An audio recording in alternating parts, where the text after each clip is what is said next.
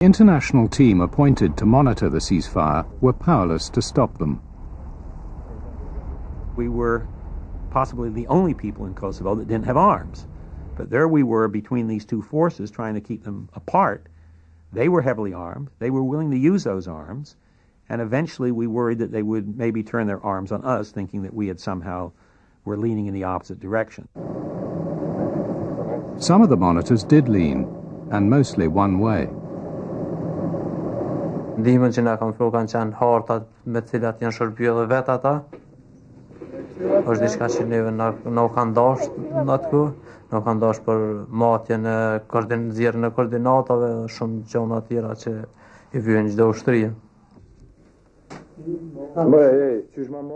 Na nuk kemi marrë asnjëherë ndonjë sulm serioz sepse s'kemi pas fuqi, s'kemi pas përrellat me na jesë, s'kemi pas. Mirë, po kemi shumë me ngacmuar që ata me na sulmuan neve. Kështu që kemi ngacmuar kryesisht me snajper. Caku jon çka tani më rrin këtë kohë është që nata janë ndërhynte sa më shpejt. The Serbs rose to the bait. In early January 1999, the KLA shot dead 3 Serb policemen. The Serb response in the village of Račak would change everything.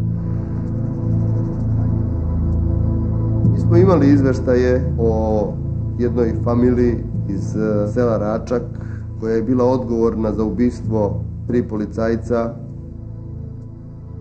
Dobili smo naređenje od pretpostavljene komande da pripremimo akciju za uništenje terorista koji su se tu nalazili. Mi smo u akciju krenuli u 2 sata ujutru. Vreme je bilo vrlo hladno, zemlja je bila zaleđena, mrak je bio. Znali smo da u takvoj akciji lavež pasa može da upropasti celu akciju. Na sreću, to malo što je ostalo, verovatno se zbog hladnoće sklonilo u neka toplija mesta. Many of the villagers had already left Račak. Mi smo se kretali kroz šumu i došli smo do njihovih rovova. Došlo je do kratke borbe u kojoj su naše jedinice uspele da likvidiraju te ljude koji su dežurali u rovovima. To je već bilo u osvit zore i došlo je do borbe. For 6 hours, the paramilitary police fired into the village from one end, while army units bombarded it from the other. Then they moved in.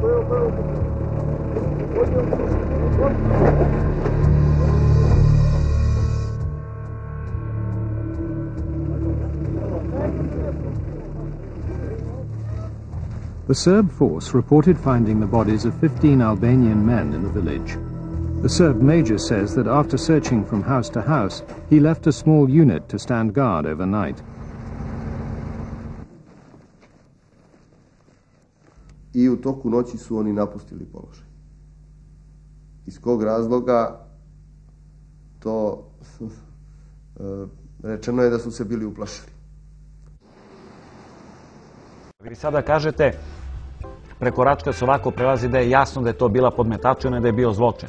A da li se sećate 1999. godine, da su neki mediji u Srbiji, da su neke nevladine organizacije, neki novinari tvrdili da je počinjen zločin na šiptarskim civilima u Račku?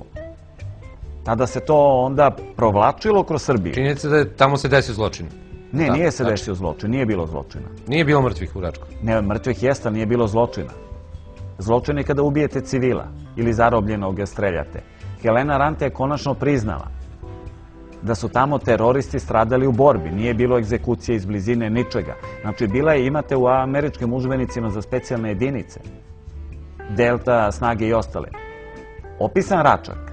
Ali znate kako? Kao briljantna antiteroristička akcija. Helena Rante je konačno to potvrdila.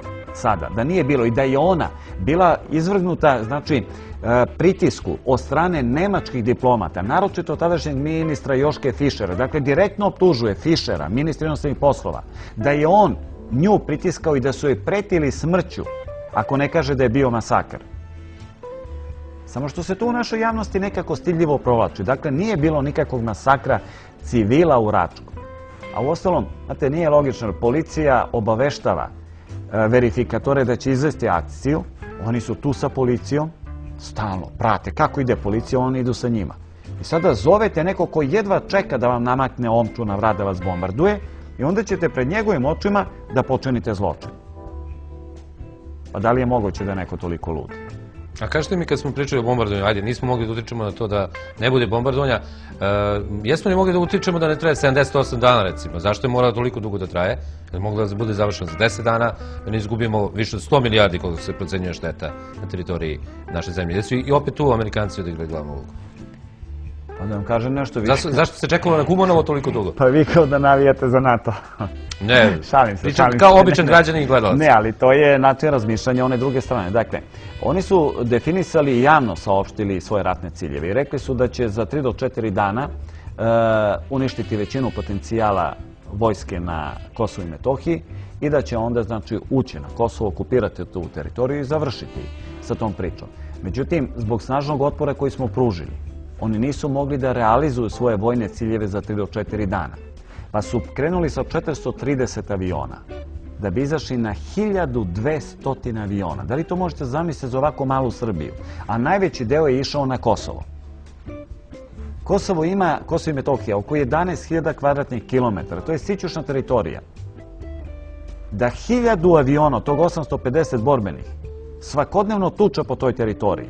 Da se izbaci 21.000 tona visokobrizantnog eksploziva, 1000 krstarećih projektila, da napravite 26.000 aviopoletanja, od toga 18.500 borbenih. I da od 480 tenkova, koje je NATO avijacija najviše jurila na Kosovu, pogode samo 7, ali nadasve junački pogode preko 350 privrednih objekata. Šta vam to govori? Pogledajte sada drugu stvar. Razaraju mostove u Novom Sadu. Kakav je vojnički značaj mostova? Ja stalno dajem intervjue vodećim svetskim televizijskim stanicama i stalno me pitaju to isto pitanje. Zašto mostovi? Ni njima nije jasno. Sad ću vam reći zašto. A to je vezano za ovo vaše pitanje zašto je toliko trajalo. Dakle, idu na mostove, idu na fabrike, idu na škole, na vodovode, na bolnice. Evo odgovora. Da vam citiram samo generala Weslija Clarka i generala Shorta. Wesley Clark je komandovao NATO snagama. On je doslovce rekao na proslavi te godišnjice 2000. godine: kad ništa nisam mogao, 3. armiji i Prištinskom korpusu, krenuo sam da bombardujem civilne ciljeve po Srbiji. Da je Carla Del Ponte smela, na osnovu te izjave bi ga strpala na doživotnu robiju. Dakle, general, komandant NATO snaga koji kaže: nisam ništa njihovoj vojsci mogao, onda sam krenuo da lupam civilne ciljeve, da ubijam civile. I da i danas na slobodi.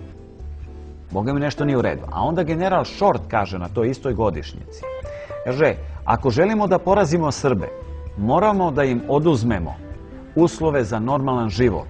I doslovce kaže, slušajte ovo, moramo da im oduzmemo hranu, vodu, struju, pa čak i vazduh.